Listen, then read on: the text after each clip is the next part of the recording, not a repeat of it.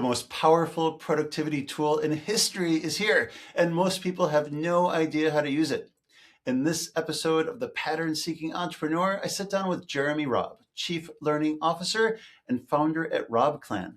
Jeremy helps high-growth SaaS companies scale through learning systems that train not just the human, but the AI agent working alongside them so that on day one, both are ready to go. If you've ever wondered whether AI is going to make you more valuable or less, this one's for you. I'm Jonathan Domsky. This is the Pattern Seeking Entrepreneur. Let's go. Some entrepreneurs succeed by following the playbook, and some succeed by writing their own. This show is for the second kind. Welcome to the Pattern Seeking Entrepreneur, conversations with intense, analytical founders who have built something significant and are now redesigning the architecture of how they lead, build, and operate so that their strengths create leverage instead of friction. I'm your host, Jonathan Domsky, business and life coach, entrepreneur, and someone who has spent a career helping powerful minds build businesses that actually fit how they think. Let's get started. Jeremy, let's hear your story. When did you first realize that you think differently from most of the people in the room? It's a really good question. It's like really early on, I think 10, when I first started, showing interests in things that other people were really interested in. And when I would share like jokes or comments, I'd have to explain my thought process, like how I got there, and because a lot of times it felt like it came out of the blue for people. And it was then when I started realizing that things were not, I wasn't like everybody else. Everyone else kind of got how things were, what was being talked about, how you get into a conversation, and I really had to work at it. So yeah, it was pretty crazy. Yeah. Tell me about your genius, the things that you seemingly effortlessly do better than almost anyone else you know. Things that create abundance for yourself and those around you.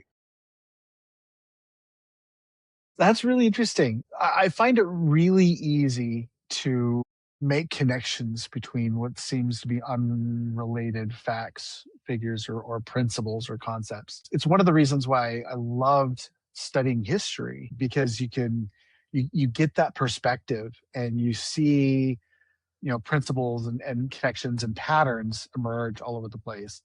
And it's also why I love learning, and I've always loved learning. Regardless of what it is you're trying to do, everything that you learn, you can always tie back to whatever it is you're trying to do, or you can find new ways of doing things.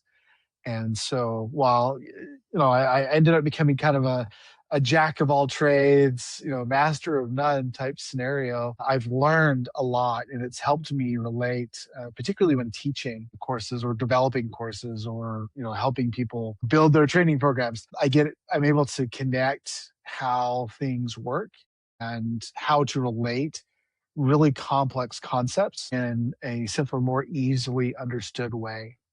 Yeah. It's such a useful skill. I tell people the only thing that I'm naturally good at is learning. Like there's almost nothing that I was just right out of the box, just naturally great at. But it doesn't matter if your superpower is learning, you can learn just about anything. Jerry, do you have any special interests, things that just you love and know more about than anyone that you know? Right now it's sailing. Yeah. I've had this interest in sailing for a very long time, but I grew up in Salt Lake City, which, while the Great Salt Lake is there, it's not a really good place to sail. Yeah. Because it's really heavy winds, very shallow water, really bad place to go sailing. So I've had this heavy interest in wanting to learn to sail and how sails work. So I worked out the math, I worked out the functions of the sails and the physics and how it all works together. And just recently, I finally talked my wife into taking sailing lessons and surprised the instructor how much I knew. Yeah. And it's been absolutely fun. So sailing is my number one interest right now. I would say my other favorite love is ancient Roman and Greek history. It started with the love. What attracts you to that? It started with a love of the myths and the mythos.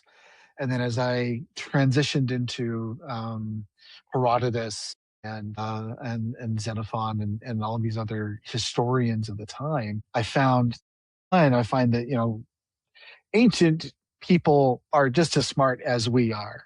Sometimes more intelligent. They just have different tools. But the other thing is they're also just as dumb as we are. Yeah. And so I absolutely love it. I love the thing that made me fall in love with the Roman Empire in particular. I was sitting in a Roman Empire class and I took it just on a whim. I was determined when I was going through college to be a medieval German historian. I was totally going to do that. And I took this Roman Empire class, and Professor Lindsay Adams was teaching, and he described the Romans marching up the Illyrian coast, which is modern day Serbia and Albania and that area there. They and the Romans marched up there and conquered that area in 30 days.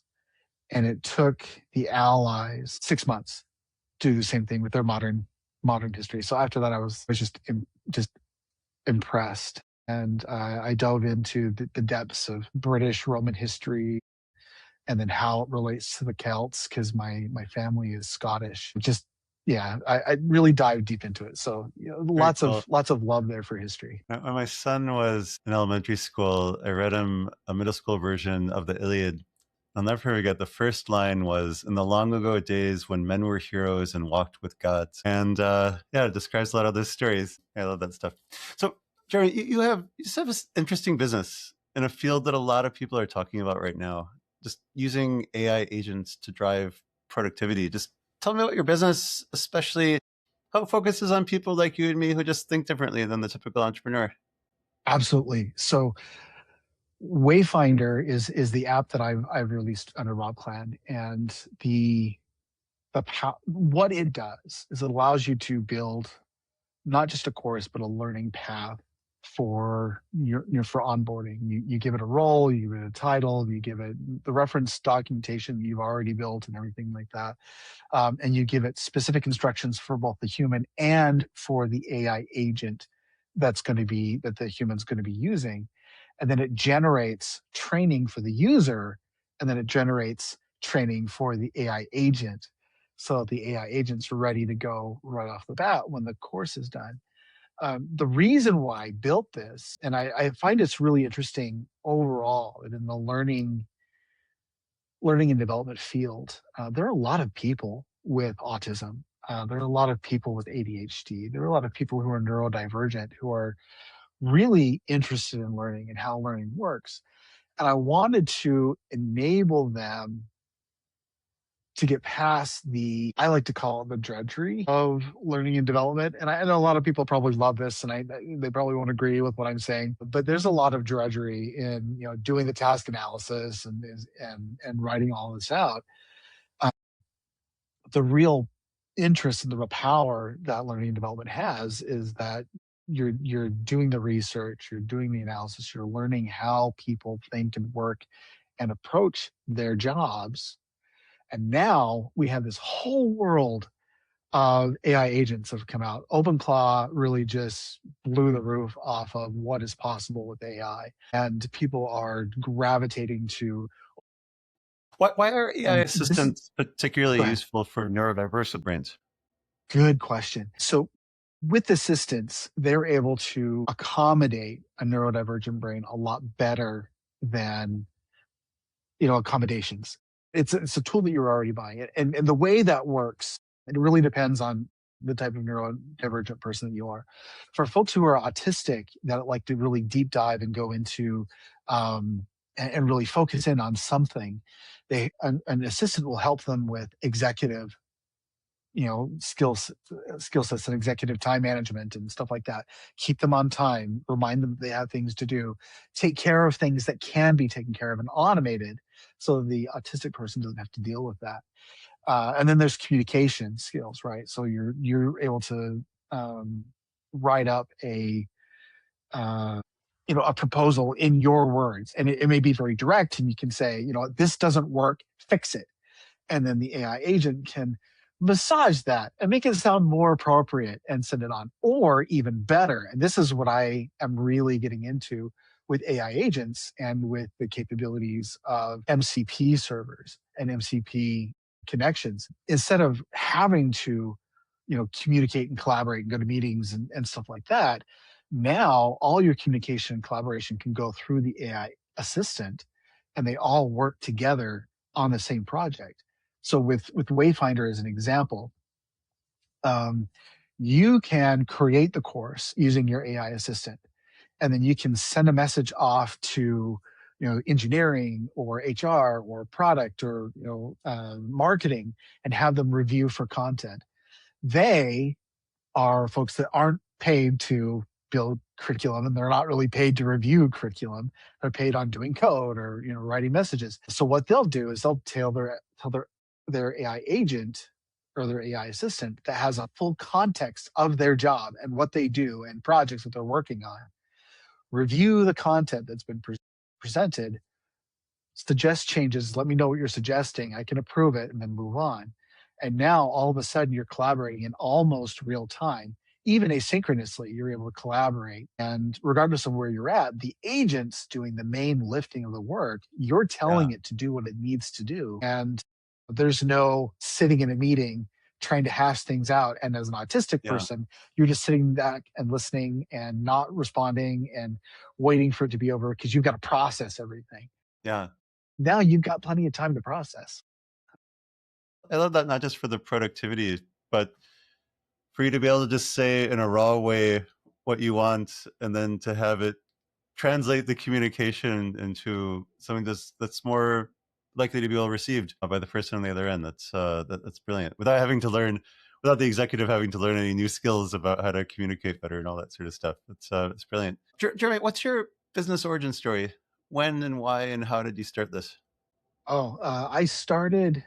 I had just finished a run at Abnormal AI, and it ended rough. I had been burned out.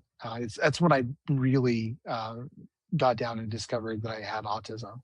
I was going through autistic burnout, and I couldn't figure out what was going on. So as things wound down there at Abnormal, I wanted to come up with a way to work where I could run in complete autonomy and do what I needed to do and work in an industry that I knew really well, which was learning and development. And so I started off becoming a fractional chief learning officer, which is basically I would work for smaller companies or smaller organizations and help them with their training tasks and stuff. Most of it was just building curriculum here and there and whatnot. It wasn't making a whole lot of money. And as that started winding up, I wanted to focus on enabling folks with neurodivergence because of the burnout I went through. And so I was going to focus on neurodivergent inclusion and resilience. Had some great content, was building things out. And then a recent election kind of just knocked the floor out of DEI, Yeah, yeah, I've heard that. diversity and inclusion. Yeah, that may have And been in the so news. the whole the whole basis of that job just fell apart. So I got another position which I wasn't a good fit for, and we quickly realized that. As I came out of that position, I went back to this and I started getting into AI agents, and I was using N8N to automate course development and course learning path development. My goal was, let's build a learning path, let's build descriptions for the courses, and then you can take it to a course generation tool and an AI course generation tool and let them generate. And then around about November, December of last year, OpenClaw came out, and that changed everything. Now all of a sudden I could see, I better understood how agents work. I better understood how the future of work was going to be with AI assistants, and I wanted to enable folks to do that. And as things are developing, like MCP communication back and forth. It's not new, but it's relatively new. It's only the past couple of months that that's come out. And I'm seeing that as being the next step. That is where we're going. So it's really given me a way forward. And it's been really exciting. And so I'm really excited to to to move into that space. Jeremy, tell me, who do you surround yourself with? Like, do you feel that your team amplifies your strengths? Do they rein you in? Do they make you better? Talk about the people that you work with. Yes. You don't have to name names to protect the innocent, but just in terms of skills and personalities, like how do you guys collaborate? Yeah. So I work with a lot of different people in a lot of different areas, both close to me. My family are very, very supportive of what I'm doing. And I also have, close colleagues that have very different skills. I work very closely with a buddy of mine he has ADHD, and he is very much a yin to my yang. I'm always like, let's plan 3-4 years out in advance. He's like, well, why can't we do it now? Yeah. And he helps me think about that, release soon, release fast, iterate often. He empowers me in that way. And I think that's great. And my wife is aphasic. And so she has problems communicating, because she'll mix up letters. She hates acronyms. They're just Yeah. not her friend. And so, it helps me think, how can I, enable someone with that, and how can AI support that? And then I have some friends who are dyslexic. I have, folks I work with that are dyslexic. And that gets me thinking, how can an AI agent or an AI assistant support someone that way? And that's using speech to text and text to speech. So there's no reading, and the AI takes care of all the heavy lifting and writing. Things like that really help me think about what it could be for enablement. Yeah, I love the dynamic that you shared with you and your partner. That you're the strategist, you're the planner. Let's get everything ready, and your partner is like, "What are we waiting for, Jerry? Let's go." And it sounds like if without your partner, maybe it'd take a while to get anything done, and without you, it sounds like your partner might fire ready aim and burn through a lot of cash and cause a lot of trouble before there's real traction. But that dynamic, when we talk about diversity, all politics aside, just when people think differently, when there's some people who are just ready to go, and there's others who want to plan, and there's others who are thinking about people, and there's others are thinking about operations and how it works. When all those people's needs are able to be met in a powerful way, that's when real greatness happens. Running a business always comes with challenges. How do you feel that your way of thinking helps you? And where do you feel like you have to work harder? Put another way, where is thinking differently created real successes, and where has it created friction in your business relationships? Absolutely. The definite benefit is thinking in the next direction. Like, where is the industry going, and where will we be in 2, 3, 4, 5 years? And how can we be ready for that? What do we need to do? That's something that being autistic has really helped, because I dive in deep, I get the research, I understand what's going on, and I can present that research and can make very logical arguments and very logical presentations, and convince those who are willing to listen. Um, at least where I'm coming from, whether or not I'm right. I mean, that's a completely different argument, but at least I know where I'm coming from and what my vision is. And they're, for those who are willing to listen. The friction comes from like closed mindsets and folks that are not willing. And then this is also something that can happen with a neurodivergent mind, particularly with an autistic mind. It's difficult to think in other mindsets when you're wired a certain way. And so when you clash, and you clash with someone that has a completely different perspective, and you're convinced you're right. I like to think of, like, Big Bang Theory, and you've got Leonard and you've got Sheldon, and Sheldon always thinks he's right. And, oftentimes he's not, but he thinks he is. When you've got that kind of mindset, that can be very very frustrating. And that can cause a lot of friction. So How do you being communicate open this? is something you got to do. Yeah, Go how ahead. do you communicate this with your team so that it doesn't derail what you're trying to accomplish? That is a good question. The way I approach it is I like to sit down and listen to everyone. I'm a big fan of conflict. I love having conflict in an argument. And I know a lot of people probably are like freaking out. Conflict, what are you doing? Conflict is really important because everyone needs to be heard. Everyone has to understand where they're coming from and what it is. Um, And the actually way resolve I the approach differences so they don't bubble up and blow things up later. Yeah. exactly. Because if everyone's just yes, just yes manning around, they're going to secretly try to kill things off. And I've had that happen where I haven't had the conflict and they just say, "Oh yeah, everything's fine," and they're always trying to kill the project at the back end. When you have that conflict and you get a chance to air out your differences, it gives us all an opportunity to find the path forward and what that's going to look like. And a lot of time that means compromise. Exactly. And conflict is one of the things you've got to have. That's what I've tried to really live by. And I find that it's really helpful for everybody, regardless of where they're on on the neurodivergent spectrum, or even if they're neurotypical, they are heard, they understand where everyone else is coming from. Again, this is another area where AI agents are very handy because they can help articulate what it is you're trying to communicate a lot better than you can. Yeah, it's like setting the expectation that yeah, we're not always going to agree about things. And if I say something and it's very direct, I want you to push back and for us to find a great solution. Jeremy, I read a story about your time with Abnormal AI and how you helped solve their delay deploying new accounts. Can you share that story? Yes. I love this story because it was my biggest win at Abnormal. And when I say my biggest win, I think it was really just it was a whole change of dynamic of how they worked. Prior to this project, they were running into a problem. We were running into a problem. We had a lot of people that had purchased Abnormal AI, and we had a long, like 6 week delay. Not really the process wasn't very long. It doesn't take long to implement Abnormal.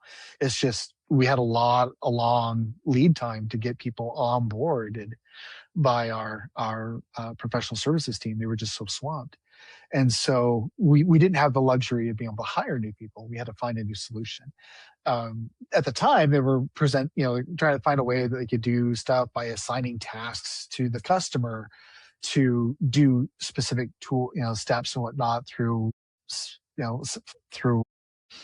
Salesforce and finding a way to make that work. When I was brought in, I suggested that we just make it a training. We give them automated training that gets triggered by close of the ticket that gets pushed in from Salesforce. They get access to it through their login into the platform. They can go right to the course. Their account's automatically created. They're automatically assigned the relevant courses. All this can be done with Workday, not Workday, but with WorkRamp, which was amazing. And that alone enabled this to happen. And then they could walk through the self deployment process. And when they were done, that completion went back and notified a professional services team who went through, checked the configuration on our end and made sure that everything checked in. And then they'd turn on their service and then they were done. And it changed the time to value from that 6 week delay to 2 days. And it was 6 weeks to huge. 2 days. Wow. And not just 6 weeks to 2 days, but from going the frustration of waiting for the company to respond and having no agency over the onboarding process to the client being able to drive everything and have full agency to do it themselves. That's fantastic. The training, automation, and yeah, well done. I love that. In your business, what have you redesigned? What have you redesigned in your business and your leadership and your environment to just better fit the way that you think? If something comes to you on default settings and you're like, "Well, this isn't working for me. I think we're going to have to shift things around a little bit." Well, that's a good question. First thing is using Excel. Anytime I have to use Excel, a little piece of me just dies. And it's not that I hate Excel. I mean, I used to teach advanced Excel classes, I think that's and their it has tagline. its Every time you place. use Excel, a piece of you dies. Yeah. Yeah, it was just working for ServiceNow. If you didn't have it in a service, if you didn't have it in a database table, then it didn't exist because it was only just in your file. Um, Having something persistent, having something kept somewhere, that was important to me. Whenever I go into an organization and we're asked to create training, and the training doc is the slideshow, that kills me. That really bugs me, and that's because curriculum development is not slide creation. We're not slide jockeys. There's a lot to it. There's a lot of analysis that has to go into. There's a lot of planning, and so what I always do is I will turn whatever they're trying to do. I will convert that into a task analysis form and highlight these are the jobs that they've got to do. These are the tasks and the subtasks that you do in order to complete those. And then the skills, the knowledge, and the attitudes or perspectives that are necessary in order to get that done effectively. That is the first thing I do. In every single place I've gone, I've written that up. And then I write up a template and I share it out so it's in the knowledge base so everyone else can use it. Even if I step away and move on to another role, I know that they've got that process in place and they've got that detailed experience that they can use to build their training going forward. Yeah. I'm so glad you shared that. Personal heroics is the mark of an immature leader. A true leader is someone who changes the system, who the process, that the way of doing things survives them leaving the organization. So not just making it right for you, but making it work for everybody. Whether you're talking about, people who are neurodiverse or just, particular about a specific way they like to do it.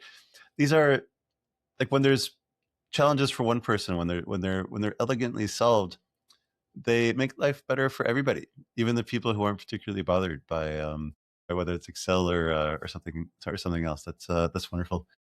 Jeremy, is there something that drains your energy that you wish you could give up this new year? Meetings Yeah, tell me about it. and social events. I hate Yeah, social events. I hate them. When I was at ServiceNow, I became in charge as we were moving and evolving and growing. I became in charge of assigning instructors and support staff for all of the pre-conference training. And I would do that. I would build it out, and I loved that. It was lots of analysis, lots of data processing. Is great. Afterwards, there's always a party, yeah, and I hated it. I hated it. I would go to the party. I would go in. Everyone's drinking. They're all socializing and everything. I would go and find a corner and I would sit down and wait for people to come to me. That was my way of enjoying a party. And then when everyone else went off and they would do a show I would go right back to my hotel room. I needed to recuperate, especially after teaching for 8 hours. That's a yeah, lot of effort and a lot of energy for someone who's autistic. yeah. So you gotta recharge. Sometimes you could design your environment, and like you said, with no Excel and then systematizing those things. Sometimes when you can't change the environment, you could still design how you interact with it. So I'm with you. I can't do large unstructured social events. It's stressful. Um, but I'll find someone that I want to talk to, and I'll peel them off, and I'll say, "Hey, Jeremy, I'd really love to catch up. Like, we go to this quiet corner and just have this one-on-one conversation, because what we're doing right now, like a deep, real exchange of feelings and ideas. This is the only conversation I know how to have." Yeah, so if you have to be at the party, try to what's the way to thrive within that.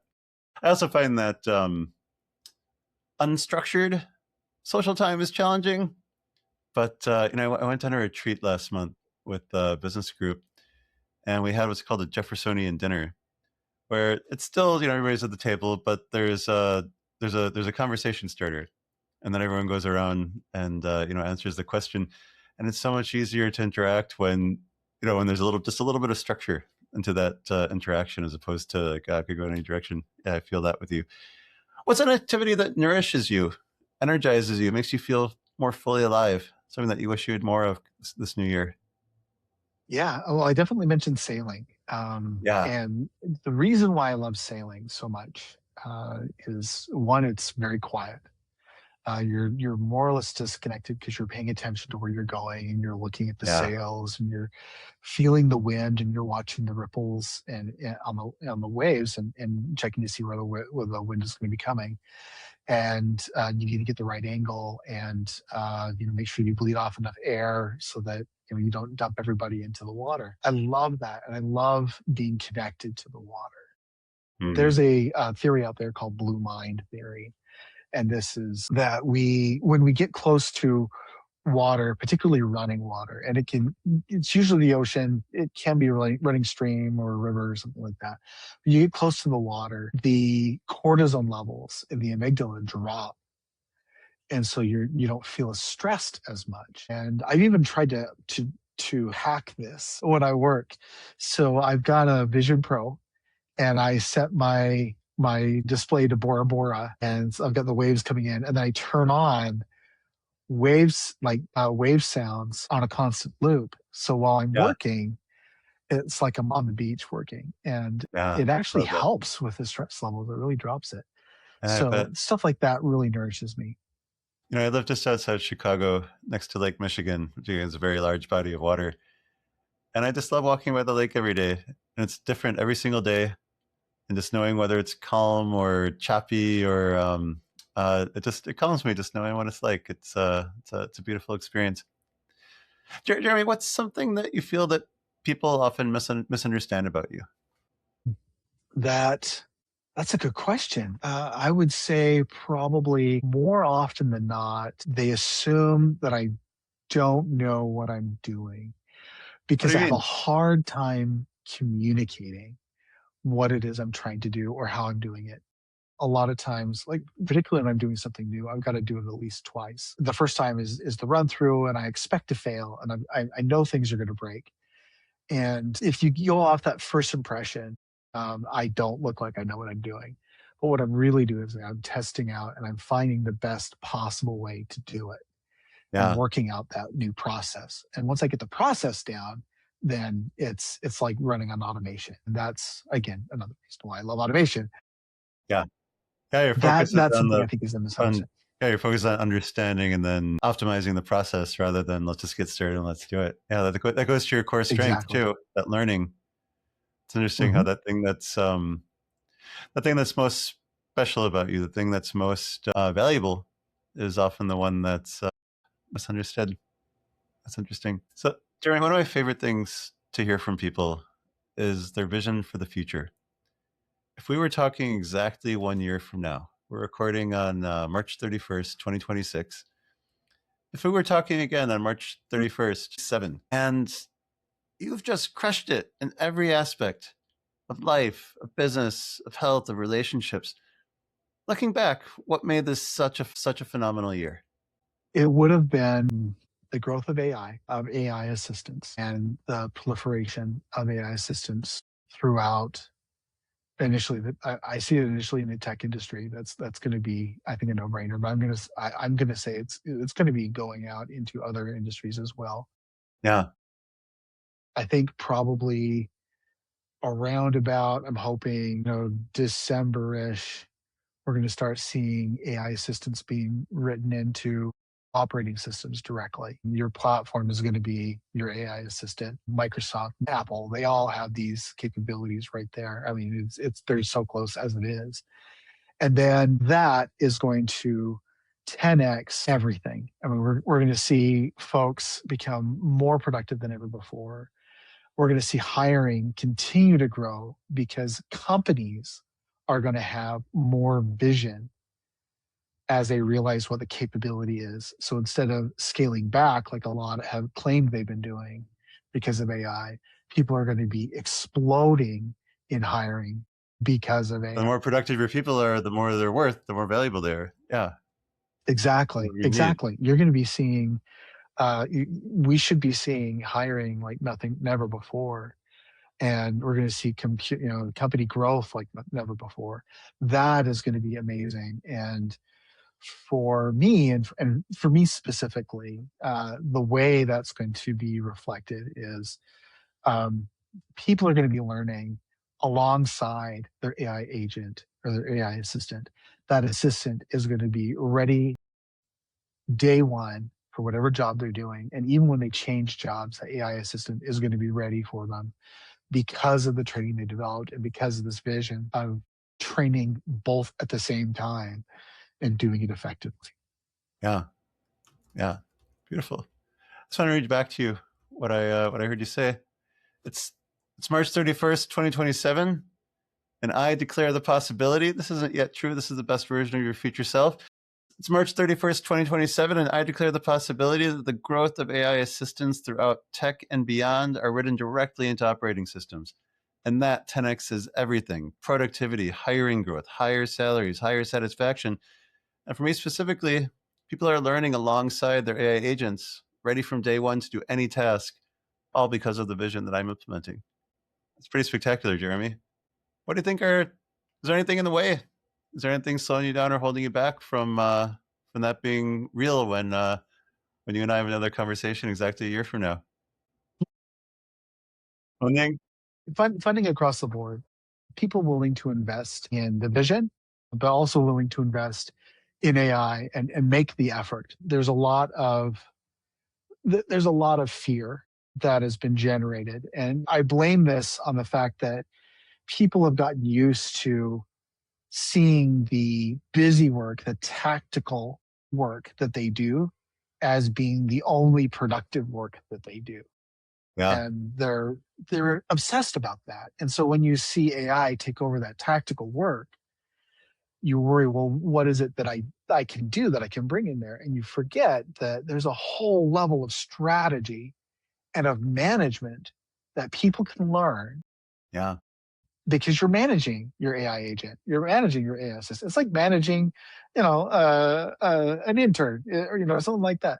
It's managing a device or managing an entity. We'll put it that way. That is very eager to please and very eager to do whatever it is you ask it to do, but it never really knows exactly how well to do it or what to do.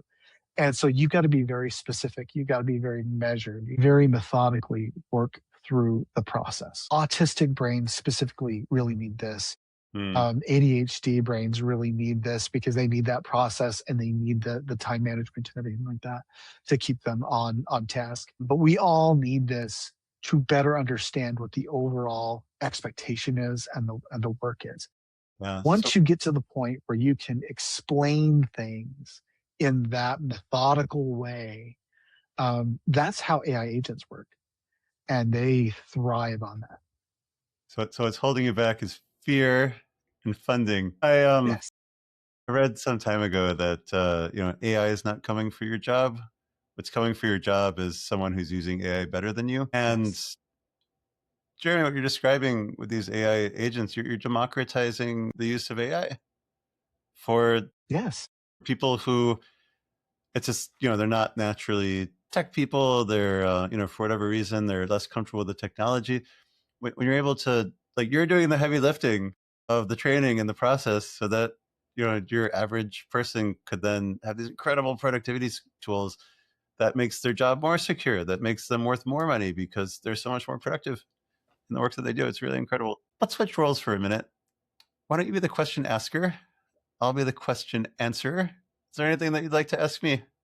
Absolutely. What do you feel is the most important thing that folks in general need to understand about neurodivergent minds Hmm. and how what and how I got to frame this right, how valuable they are in organizations? Yeah, there's a few parts to it. When you talk about neurodivergent behaviors, and it doesn't matter what flavor we're talking about, whether it's dyslexia or ADHD or autism or anything else, it's so often true that the same wiring, the same exact drive or just way of thinking that creates friction and challenges is the same one that creates value. And just to use an example that I think everybody understands with, say, dyslexia, there's no way getting around it. If you're 8 years old and in your third grade class, the teacher says, okay, students, now we're going to take turns reading aloud. It's just hard. to be dyslexic in that situation. But that same challenge that a dyslexic mind has with, what's the word, automaticity, being able to instantly look at a word and just know what it, recognize it, know what it is, that quarter-second delay that makes reading aloud so hard. It's the same exact neurological wiring that allows them to see incredible connections between things that non-dyslexic brains tend to miss. I walk through my neighborhood. I've walked through it 1,000 times. I don't notice half the things that are there. But because of that quarter-second delay, that inability to automatically just repeat a task that a dyslexic mind has, there's that little delay that which allows in your conscious mind to notice something. And that's why dyslexic people tend to be so creative. It's why they tend to make so many connections that non-dyslexic people miss. With autism, this pattern seeking, you're not even talking about it. Like, I don't want to just go and do something. I want to figure out the process and I want to optimize it. Exactly. Like if everyone on the team is thinking like that, well then, it might take a while to launch, might take a while to ship that product you're working on. But without anybody doing that, the company is relying on personal heroics instead of the systemization. My friends tease me that my love language is SOPs, standard operating procedures. Because anytime we're doing something, I'm like, wonder what the best way to do that is. I think we should all be doing it the best way. Let's write it down and then train everybody on it. These traits that in the wrong context are an affliction. When they're properly channeled, when they're properly harnessed, they're such a gift, not just for the individual, but for the entire organization. And when you think differently than other people, it would be really nice if the people would think differently than you would say, let's be a little more patient with that person. I bet they have something to add. I think they just need a little more space. I think they need just a little bit more time or a different way to communicate that. But given that we don't live in that world, it's up to each individual to figure out how to communicate that, how to share that in a way that feels fully authentic to them, not by masking, not by pretending to be something that they're not. But a piano has 88 keys. We're all used to playing just 1 or 2 octaves. And as applied to any given situation, if you could just ask, what's the best, most satisfying expression of who I am as a human being? There's an answer to that question. And just take the time and think, how could I be fully myself in a way that's truly effective in this context, in this situation? And that's the path to mastery. Jeremy, is there? Awesome. And Oh, go ahead. just building on that piano thing, Yeah. I love music. And when you just play a couple octaves, it sounds great. It's very catchy. Everyone can relate to that. When you play all 88 keys in a score, and there are a few scores that do, So rich. the players hate it, absolutely hate it, Yeah. because not everyone has hands that are that fast or that big. Yeah. But the magic, like you said, the richness of that is so intense and so Yeah. amazing. It's the difference Those between pop songs and are just Rachmaninoff. amazing. Yeah. Exactly. Jeremy, what do you wish people listening knew about you or your company? I would love for those who are listening to know that the purpose of my company is not to replace learning and development. That is not my goal. That might be the goal of other companies building similar tools, but that's not mine. I am fully aware that AI is not perfect, and AI is not going to perfectly develop training and stuff like that, but it doesn't need to. What it needs to do is take care of 80% of the work so that you, as a human, can bring your creativity and your polish and focus on quality and bring that quality to that 80% work and finish it off and do it. I think that is the strength of people versus AI and people plus AI. It's AI does 80% of the work. We bring the polish, we bring the quality, we bring the creativity, and everything else just falls into place. And you end up with 10 times the quality because before you were spending all your time doing the grunt work and building slides. I have a philosophical question for you.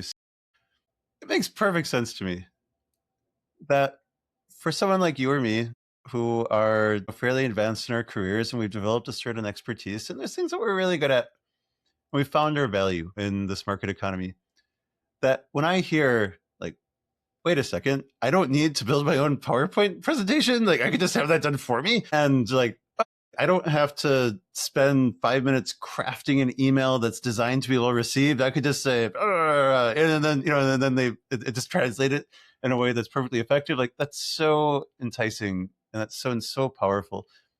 But what do you say to someone who's 24 years old and you ask them, Phil, what's your genius? Because with these AI agents, you can just focus on that and everything else is just going to be taken care of for you. And Phil responds and says, I don't know that I have a genius. Like I haven't discovered my genius yet. What do you say to that person entering the workforce who, as I say 20 years ago, who 3 years ago, would have gotten started doing that grunt work and then eventually stumbles into the thing where they really provide value? How does your tool or just philosophically, how does that person get started if they haven't discovered what they're really great at and where they add value and that they don't even know what are the things that they want to give up? Does that make sense? Yeah, that's a really good question. This is actually where modern education is kind of at this crossroads, because we're at a point where teachers are assuming that students are cheating with AI and they're writing all this stuff with AI, and quite honestly, some of them, if not all of them, are.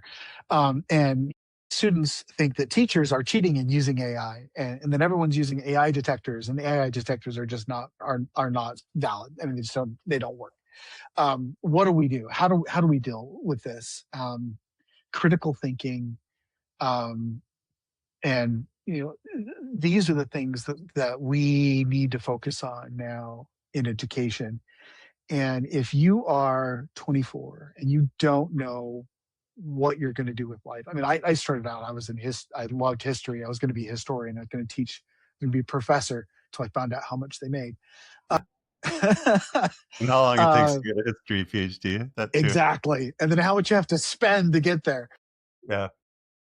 Finding out where you fit, it's really going to come down to what drives you as a person. And I'm not saying what entertains you, because lots of things can entertain you, but what really drives you? What makes you wake up and say, that was amazing? Find those things that you absolutely adore, that you love, and get creative. Find ways of meeting that. And it doesn't have to be a task. Don't think tactically. Think, what's the best way to think in the way of experience. What experiences really drive you and really mean something to you? And explore that. Explore it with AI, explore it without AI. Find out how things work. The tactical stuff will come. A lot of the tactical stuff will be taken care of with AI, but find and explore different things. Always do lots of different things. I think it was the head of NVIDIA that said, if you're in your 20s, do lots of different things, do lots of different jobs. And then by the time you're in your 30s, you start finding where you're at. Do that. Find lots of different ways of doing things, and then find the connections between them. Those intersections. What intersections really speak to you? That's going to tell you what your genius is. That's going to tell you where you excel. And AI is going to magnify that. Yeah. Jeremy, how should people get in touch with you, learn about you, and follow your work? They can always drop by the website, RobbClan.com. They can try out the platform at wayfinder.robbclan.com. I'm available on LinkedIn, JRobb, and you can find me as Leadership and Learning on both YouTube and on Spotify. Jeremy Robb, thank you so much for sharing your wisdom, your heart, your story. I really enjoyed it. Thank you, John. I thank you for the time. It's been great talking with you. Thanks for listening to The Pattern Seeking Entrepreneur. If today's conversation resonated, especially if you are a founder who has built something meaningful, but senses that the structure around you no longer fully fits how your mind works, I would love to hear from you at untangled-coaching.com. Don't forget the dash. If this episode was valuable, the best thing you could do is to share it with one founder who needs to hear this message. That's how the show grows, one person at a time. Until next time, may your work ahead fit you better than anything you've ever built before. And if today's conversation felt like it was speaking directly to you, it probably was. I'd love for you to reach out.